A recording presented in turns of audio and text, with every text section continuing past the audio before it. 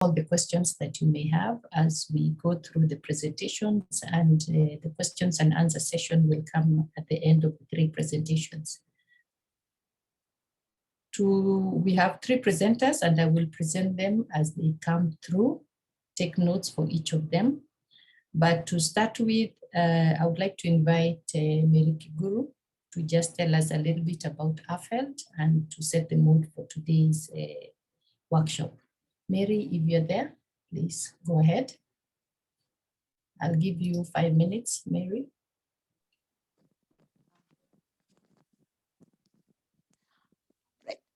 Good morning, everyone. Morning, Mary. I'm glad to be part of this particular panel. My name is Mary Kiguru, and I'm a founder member of AFELT. It is an organization that brings people of like-mindedness together. We started off by having a vision of what we want to see change in the higher education sector. We were teachers at the university and wanted to see change in our students. So our vision basically was to see how do we keep improving on our pedagogy. That is how we facilitate learning and how we assist our students to become. The critical thing at that particular moment when we were coming together is that we were all being challenged. We had gone through schooling and we're wondering whether how we were taught is the way to teach.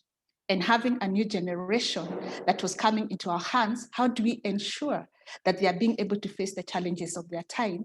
And how can we be able to address that? There was the call that we have to be student-centered, but our goal was to really facilitate learning that is helping the students to become.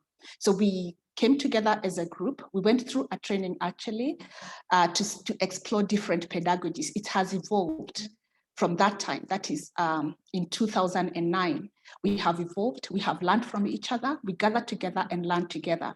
And we basically have a main goal that we have to have the scholarship of teaching and learning.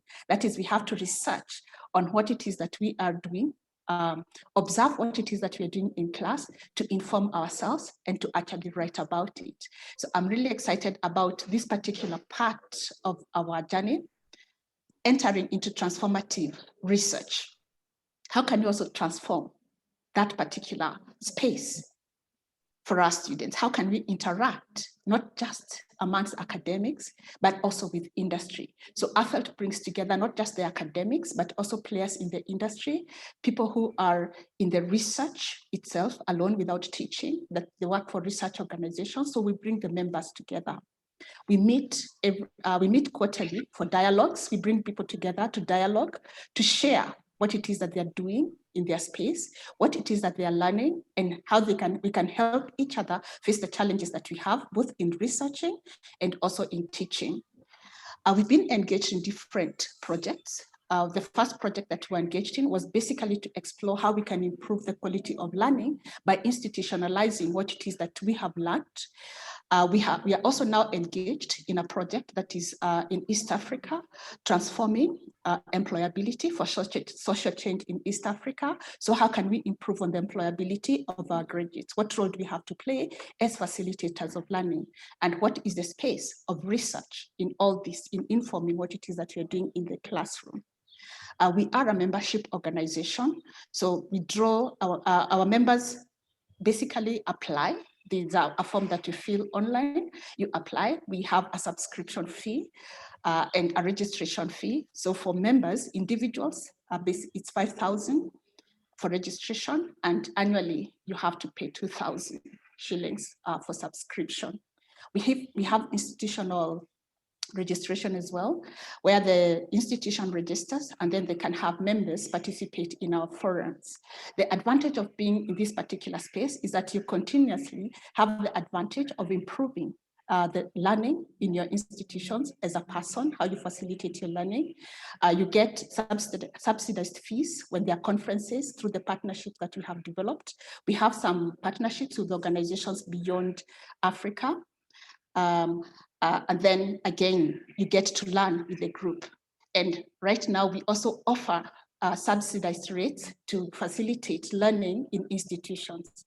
Like say, for example, you want to have your department or your school trained on pedagogies for employability, or even to align yourself to the curricula, to the competence-based curriculum. We will facilitate that at subsidized rates. So my call is that join AFELT. Let's join together and explore how we can improve the quality of learning and researching in higher education. Wanda, thank you so much for giving me this opportunity to introduce AFELT. Thank you very much, Mary, for that introduction. So in this workshop, this is a series of workshops that we've had. We've had several other workshops, and this is our number 4 workshop. The first one was on mindset, where we looked at how do we change our mindset as trainers, and that was last year. Then we also had another one to look at transforming how we develop research capacity in higher institutions. And Joyce, can you help us to mute? Please mute yourself. You cannot present so that we can have some order.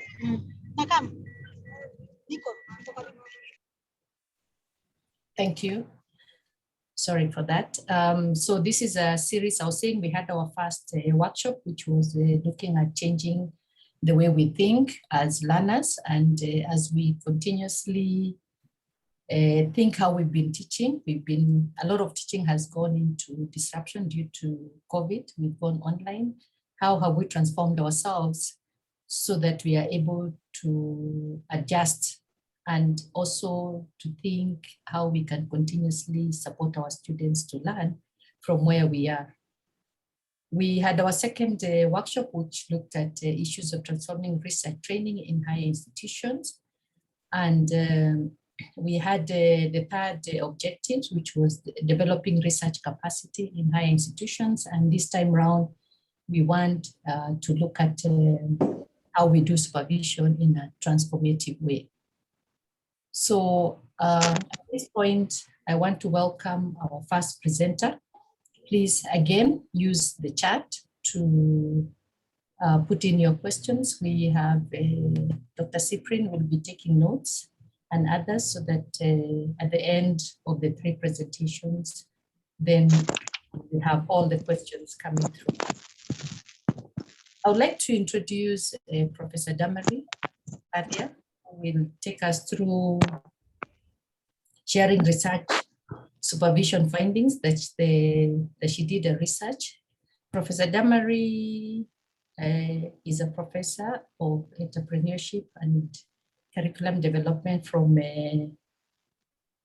USIU, and she has a doctorate in entrepreneurship education, human resource development from University of Illinois in USA, and she has a master's in curriculum development in Kenyatta University and Bachelor of Education from University of Nairobi. Damari is also a member of AFELT and one of the founding members of AFELT. She has many years of experience in teaching and more so in transforming the way we teach. Damari will take us through some findings in the next 10 minutes that she has. She did a small study and she would like to share some of the findings with us. Welcome, Professor. The floor is yours, 10 minutes. You may share your presentation. Thank you. Good morning, colleagues. Good morning, everyone on this platform this morning. I am delighted to be here with us. And in the interest of time, I am just going to share some findings from a study that I did in 2017-2018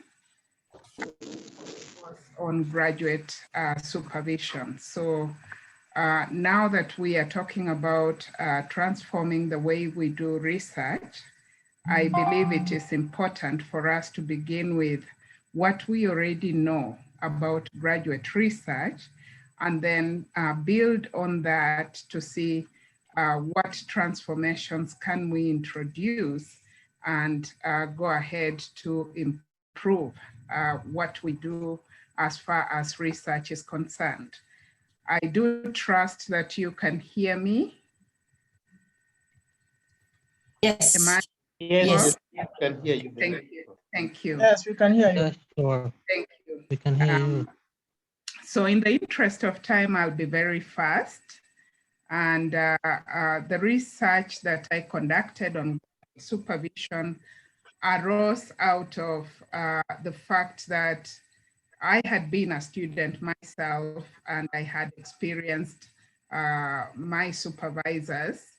And there was a big contrast between my supervisors here in Kenya and my supervisors while out there in the US. And so looking at the literature, we do find that research in Africa is hampered by a number of things. One of them, resources. And resources would mean time, would mean the lack of supervisors for graduate students, and even the funds that go with that. And then the literature also does indicate the need to improve the preparation of researchers. And in this case, looking at graduate supervision, it is really a recent phenomenon that we have begun to talk about and discuss. Then the lack of supervisors, most of you will bear witness that in most of our universities, we've had to look for our colleagues in other universities to serve as supervisors for our students. And then I went on to think in terms of what do we really know as far as graduate supervision is concerned. And so some of the things that drove me into this was the fact that there is that lack of understanding of what a supervision process is all about. And this lack of understanding is on both the supervisor and the student that has to be supervised. And then the literature that I looked at did show that most of the previous studies on this relationship focused on student personal traits, and then there is the pointing out that this relationship ought to be a synergistic process intended for the achievement of organizational goals. And what do I mean by that? That the student wants to meet a requirement so as to graduate, and the supervisor, on the other hand, is seeking fulfillment in terms of having supported another colleague to become a scholar, and at the same time to develop their own skills, while at the same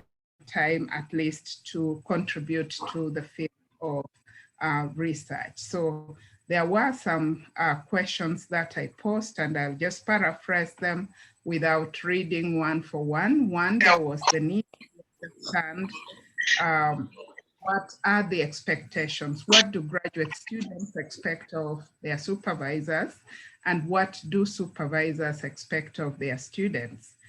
Then what are the roles that each one of them plays? What challenges exist in that relationship? And then is there any learning that arises from that? So based on this, this was a study that covered both private and public universities. The sample consisting of faculty who serve as supervisors and interviews to collect both quantitative and qualitative data. I have left out the statistics purposely, not to make this a very lengthy kind of presentation. And so some of the findings without the statistics indicate that in terms of expectations, in terms of this, the roles, the supervisor then helps the student to identify a good research question or research topic, knowing what has already been done and anticipating when a problem will be too hard or too easy. And that means that the supervisor in one way or another has some general information in the field or the discipline in which the student is going to conduct their study, whether at master's level or at doctoral level. And that is at the start of the process. While the process is progressing, then the supervisor plays the role of watching over the bigger picture and therefore giving direction to the student who is the supervisee and trying to identify common pitfalls and guide the students through the process so that they don't fall into those kinds of pitfalls, and then reminding them that we have this to do within a specific period of time, because me and you know that some of us have engaged in a study at master's or at a doctoral level that has taken well over 7 years, 10 years, and some people have given up along the lines. And then towards the end, the supervisor will tell the student when to stop in terms of how well the quality of the work they have produced is, and looking at all those general formatting issues to help the students. I'm not therefore in this case suggesting that the study did indicate that the supervisor then plays the role of the editor. That's not the case in this particular study, but that supervisor leads the student or is expected to lead the student to a point where the student submits that which is of good quality and will make a difference. Then on the part of the students, these are some of the things they expected from the supervisors. Honesty. Yes, please. Okay, a level of honesty, enthusiasm, being organized, being helpful, helping the student to defend their interests, and being approachable and a good listener and giving that assurance. In a nutshell, they expected that the supervisor becomes a mentor and a coach of some kind. Then in terms of the characteristics that the supervisees, who in this case are the students, indicated that were not quite helpful for them was the fact that some supervisors are too busy, they are absent, they are forgetful, they are controlling, in the sense that they want to be the ones to suggest the problem the student has to undertake because of the vested interests they are having. Many of them don't commit enough time, and they don't find out what the student wants from the graduate study. Moving very fast, then, among the challenges that I did find out was writing and argumentation challenges, in the sense that I think in the current times, most of us have, have students who in terms of writing language, the English language is a problem, and so they write in Sheng, yeah? And someone says they will think in mother tongue first and then translate into English, but that's not really the case. So just bringing out an argument for someone to follow the thesis and to get to understand doesn't seem to be a good relationship between the supervisor and the supervisees. Then the topic selection, I think I have alluded to that, and the variety and range of skills needed to successfully complete.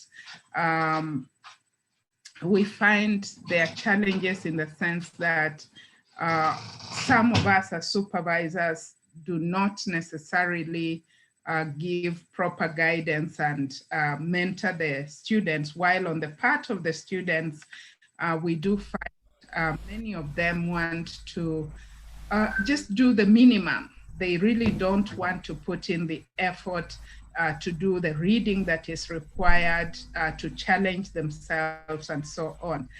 And then you and me agree that plagiarism is now a big problem that we are facing. And so as we talk about transforming research, that's one area I think we will have to focus our attention on so that we can enhance authenticity among our students rather than have them just copy and paste from different sources. So in a nutshell, then, some of the conclusions that came out of this study include the fact that both the students and the supervisor understand their relationship, know their role and responsibilities. And therefore, in terms of student reflections, some of them indicated that they have gained a lot of confidence. They're using discussion as a tool for learning. They are finding their own identity and voice as researchers. Just moving from being a student to a scholar was quite an interesting journey for some of them. They have gained useful skills. They can analyze data, they can collect data, they know how to conduct interviews and so on. They are developing a rewarding and productive professional relationship because of the relationship they had with their supervisors. And in the long run, the supervisor has ended up becoming a friend. Then some of the challenges included inadequate supervisor and student preparation. Some students still walk into the process not knowing how and what is expected of them. And on the other hand, the supervisors, as someone said earlier, would like to do it the way they themselves were supervised. Another is plagiarism that I've talked about, and I'm trusting that our other speakers today will be touching on some of these challenges. There was the fact that they support, students get support from their supervisors, and their supervisors also get into a collaborative relationship with their supervisees. There's publication for both. Those who want to advance their study go on to publish because they are intrinsically interested in their research and they have clear goals in terms of what they would like to do. And so I ended up making recommendations to the effect that it is a working relationship and it is key to postgraduate research success on the part of the student. And so some of the things would include that we need a high level of interdependence, we need appropriate guidance that ensures smooth and successful completion, and that supervisors are mentors and they support their students through their academic life and career. And on the other hand, students need to manage the supervisors because they are not just sitting there waiting for their work.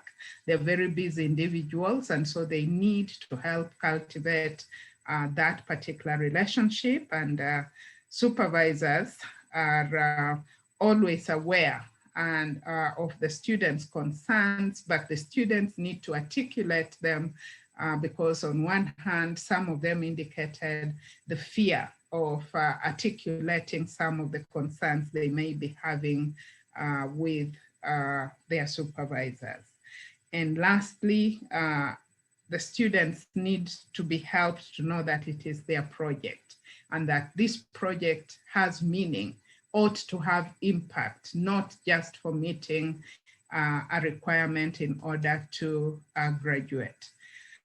Then there were elements of conflicts, and I don't think I want to go into the details of this, but these were emerging findings from the study. And so the recommendations that came about was conflict comes about because of mismatched expectations, personality,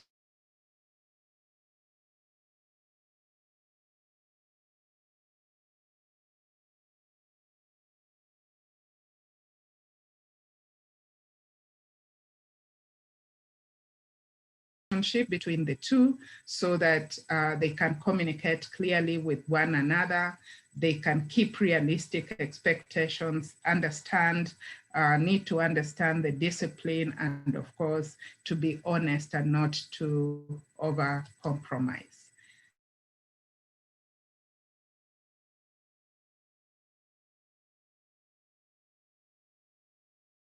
We already know, and chart the way forward in terms of how can we conduct research in a transformative manner? How can the research that we do conduct become transformative in the sense of impacting our lives, impacting everything that we do in our institutions of higher learning and at the national level as well. And so in the interest of time, thank you very much for listening. I want to stop here, and please, as indicated earlier by MC, note the questions. We will have the questions at the end of the three presentations. Thank you very much for listening. Thank you very much, Professor Sikalia, for that presentation. You took away a few of my minutes. Please, Adao and everybody, please use the chat to post your questions.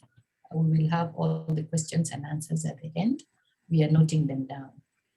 I would like to invite our next presenter, and our next presenter is Dr. Wanjiru Gichohi. She will be talking about her experiences as a student, as a postgraduate student, just sharing, just to give us more insight as we try to cultivate a positive relationship between the supervisor and the supervisee. Dr. Wanjiru Gichohi is a research fellow, part-time university lecturer, and a certified project management professional with over 8 years experience working in project management in the field of teaching, research, and consultancy services capacities. Her skills span resource mobilization, conducting monitoring and evaluation, quantitative and qualitative research, curriculum development, workshop facilitation, report writing, and project or program coordination. In the research consultancy capacity, Wanjiru has participated in various assignments, mainly in health, youth empowerment sector, with local and international development actors spanning both local and international. Her research interests are in project design, monitoring and evaluation, sustainability, knowledge management within projects, and the intersections of the project management and knowledge areas. So we'll give Dr. Wanjiru 10 minutes to just give us an insight from a student's perspective, what were her experiences, and we can learn from it. Thank you. Welcome, Dr. Wanjiru. Thank you very much, Dr. Wanja, for that. And I also appreciate Professor Sikalia for the preceding presentation. Really, it's a good way for me to segue into my presentation. As I have been introduced, my name is Wanjiru Gichohi. I am a former student of Kenyatta University. That's why I pursued my postgraduate studies. And currently I'm engaged as a research fellow at the African Leadership Center in Nairobi. So just to begin, a brief introduction. As I've mentioned, I studied at KU, the School of Business at the Department of Management Science, taking project management, and I began my course in January 2016 with the coursework. I finished everything in December 2019, but I wasn't able to graduate, and I managed to graduate last year in December. And how did I meet my supervisors? I met my supervisors during the coursework period. Both of them, we have two supervisors at that level. So both of them taught me at different points in 2016. That is how I interacted with them. So how did I go about choosing a supervisor? And I say this with caution because I know at PhD level and in KU, we're allowed to choose supervisors, and in some spaces you do not get to choose your supervisor, or even at the master's level, they are allocated. But just from my perspective, at this stage, I was able to choose a supervisor, and there's some things I was looking at. And the first thing is the research interests that I had. So my interest, of course, in project management, in sustainability, I was looking for a supervisor who will guide me through that. And my second supervisor is an economist, he's in economics. So I really needed someone to help me with the econometrics, guide me in that in chapter 3 and 4. So that is also something I was looking for. And in my experience, I opted for supervisors that I had encountered before during coursework. And if you're in an institution, say you've been there for your master's and you've been there for your undergrad, maybe you know a few of these people. So that can be a good entry point for you to begin. If you do not have the opportunity to choose, then you still have the chance to now engage, get to know them after. But for those of us who have the opportunity to choose like me, this is what I did. And one of the things I did, I had a very rough concept, at least when I was engaging them, so that at least I could pick their interest and they could say, okay, then I'm ready to work with you in this journey. So that is one thing I found useful for me. At least I had a concept, and I actually had approached another supervisor before I settled on my second supervisor, and he told me, no, for the area that you're going, this is not aligned to my research interest. I know someone who would be better placed. So I went to the second one. He was already on my list, so I went to the second supervisor, the one who was eventually my second supervisor, and he agreed. So at least having a concept ready will help you navigate as it did, and select someone who will work well with you. And how did I handle the research phase, which is the longest and sometimes a bit challenging? The first thing is that we always schedule our meetings beforehand, always. So during the first meeting, we would set a date for the next meeting. At least say we're meeting in the next 3 weeks, or we're meeting in the next month. Of course, if there are changes, then we would come back and change, but we made sure to set our meetings during the current meeting that we were going to. Then of course, we worked on corrections. I really worked on corrections as advised. So sometimes you go to your supervisor and you have not done what they said. So it can be a bit discouraging. So I made sure to try and work on my corrections or improvements that had been given. And many times I carried the previous copy, because we were working with hard copy that time, we were not working with soft copy. I made sure I carried the previous copy and the improved copy, so that he wouldn't need to read through everything again, or both supervisors wouldn't need to read through everything again. They would go to the critical areas that they had pointed out. I tried my best to stick to the deadlines, but of course, if there were issues, I communicated. And I tried also to be very flexible. Both my supervisors have administrative duties at the university. So sometimes I would offer to see them very early in the morning at 7, sometimes after 5. Sometimes they would tell me, no, I have a class at City Campus on Saturday. Are you available to come before my class? So I tried to be very flexible and accommodate them. As Prof has mentioned earlier, that they are also quite busy. The other things, the other thing I'll talk about is my expectations. What was I expecting when I began as a student? And the first thing of course, we all come with is to complete the course as soon as possible. I want to get this degree, I want to get this paper. So I had that in my mind.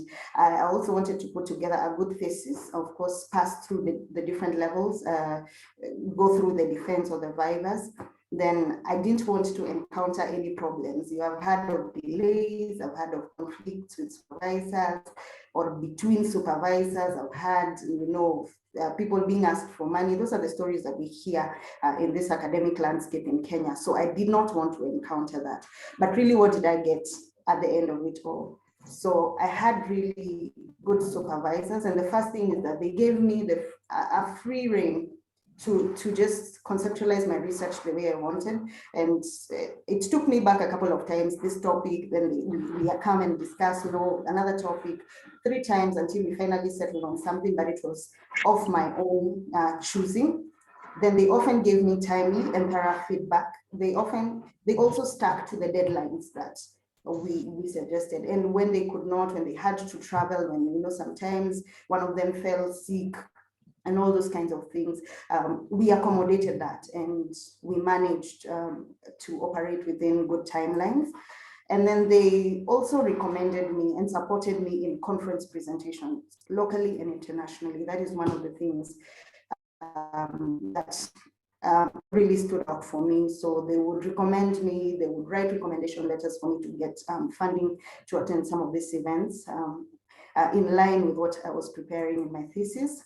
They also organized mock defense sessions for me. That was very important and very helpful for me. So they called their friends, organized some mock defense sessions. And another thing is that they were always present during my defense sessions. They would listen to the input, they would listen to the comments and come back and say, okay, this we are taking, this we won't take. And at least it also gave me some bit of confidence when I was presenting. Another thing, they also helped with my initial publications. They helped me to find the journals and to shape my paper up into an article. They also engaged me in the consultancy activities that they have externally as a research assistant. And they taught me again how to examine dissertations. So they would take me through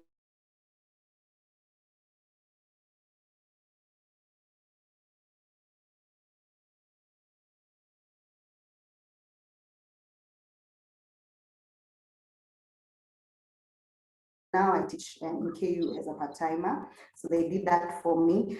They became mentors and friends, and I have seen that from Prof's presentations. They are now my mentors and also my very good friends, even after the PhD.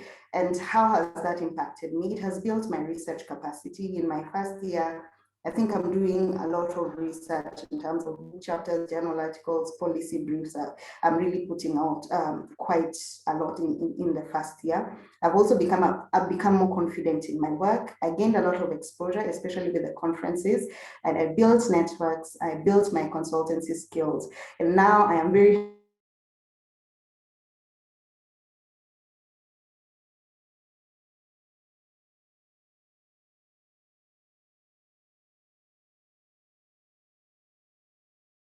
this is relationship building, because that's the one thing I learned, relationship building. And there are important things I picked out along my journey. That first, my supervisor was not my enemy. So sometimes we come in with this antagonistic mindset that, they're out to make us delay, make us fail and all that. But in the end, the supervisor is not my enemy. They want to facilitate us.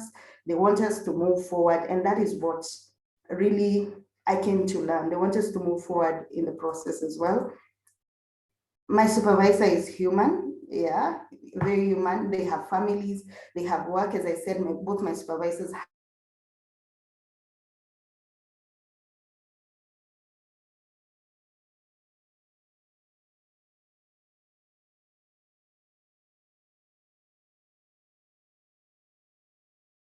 things, they need to rest.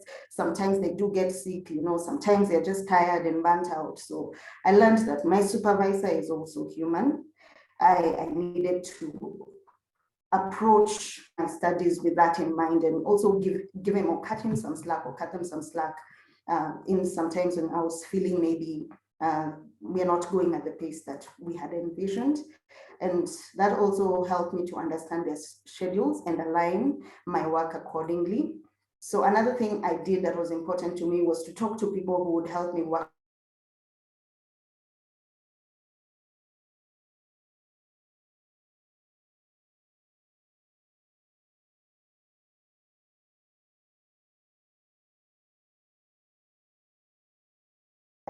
other students. You know, we would compare with some other two students that we were sharing supervisors, and they would tell me, you know, in chapter 3, Doc told me this.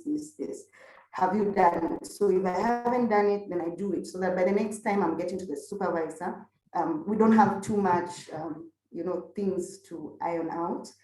And another thing I did, practice humility always. That is one thing I learned, even when I was going for the vivas. Be humble, be humble, be humble. Sometimes we feel that we know, maybe when we're working in these sectors, it's our everyday thing. And, you know, these people, we think they're only in academia handling theory, but be humble. And it's one thing that also carried me through the process. And at this stage, my aim was to build a good working relationship that outlives the degree program. And that is what I did. So at this stage, we're adults. At postgraduate level, we're adults. Even at undergraduate level, we are adults. So we can be able to build a good working relationship, maintain the respect, and build a good working relationship. So other things that I learned, identify what are my strengths, plan around them, understand this environment, the university and the processes, and also make room for disruptions and not to give up. You know, the issues of sicknesses now, people are going through COVID. There are other challenges that may come as a result. So let us expect disruptions and also make room for them. It really helped me a lot. And revise your schedule, sit down with the supervisor, revise the schedules. And we did this quite a bit. There were strikes in 2017, 2018. So we really had to come back and revisit our plans. Little by little, you know, the journey is little by little. You cannot do too much. We are seeing the finish line, but it's a step at a time before we get to the finish line. Another critical thing I did, I also paced myself with colleagues, the ones we started in 2016 with. I had a group of 5 other colleagues who we would keep tabs on with each other and say, where are you? How are you faring? Have you gone for your first defense? Have you gone for data collection? And that really helped me a lot. And live, you know, the PhD is not the life, the degree is not the life. Remember to live, make time for your family, your friends, for events and everything. That is also one thing I had to keep reminding myself. And one important thing, even as I conclude, is that you need to keep asking yourselves 2 questions every other time, because they're the ones that come back and, you know, motivate you or give you the stickability, you know, to keep going, because sometimes the journey gets rough, disruptions come, and how, you know, you're going to stick on this path. You need to ask yourself, why am I pursuing this PhD or master's degree? Yeah, list your reasons. And those are the reasons that will keep you waiting. For me, I knew I needed this because I wanted to be a consultant. I wanted to package myself a particular way. I wanted to brand myself a particular way. So I knew the bridge for me to get there is this PhD. And that is what kept me going. You know, the opportunities that I was missing, the international opportunities. You know, sometimes you're told you're applying for something and they tell you, oh, if only you had a PhD. So that is what motivated me and kept me going. And I was able to finish it in that time. And also, what is your 5-year or 10-year career plan, and how does your degree contribute to this? Make sure at least your degree is contributing to your career plan.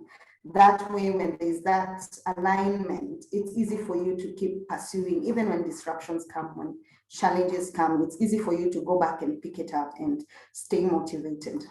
So that is it from me. Thank you very much. I think I'll stop here. Dr. Wanja, I'll send it back to you.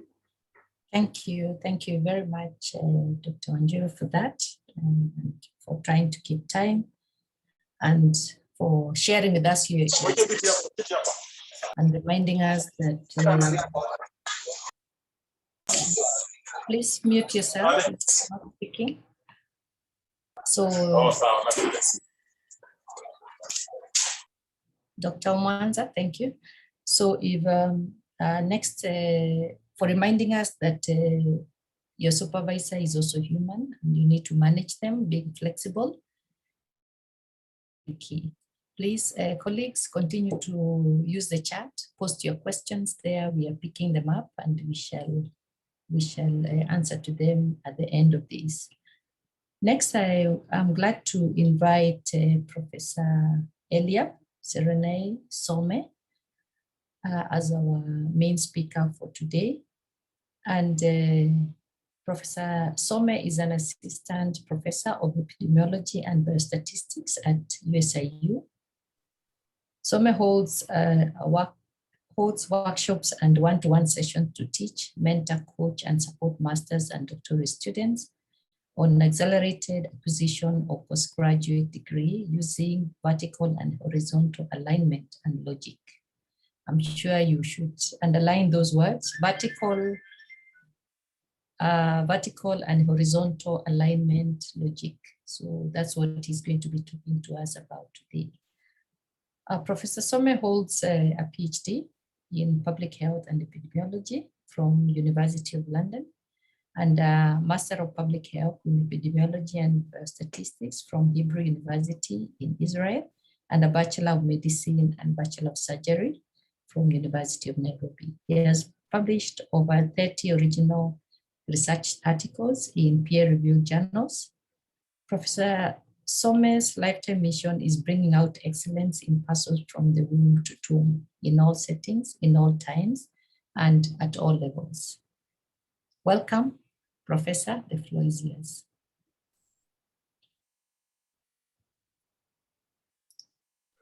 Thank you very much, Dr. Wanja. Just wanted to know exactly how much time I have. And can you hear me? Yes, I can hear you. Prof, I'll give you 25 minutes. Thank you. I'm most grateful. Thank you very much. Welcome. Yeah, let me just set my time. Ladies and gentlemen, I'm going to present to you an approach that I think meets some of the issues raised by the two speakers before me. For a student, this approach would accelerate your postgraduate research degrees. For a faculty or a supervisor, it would transform the way you do things.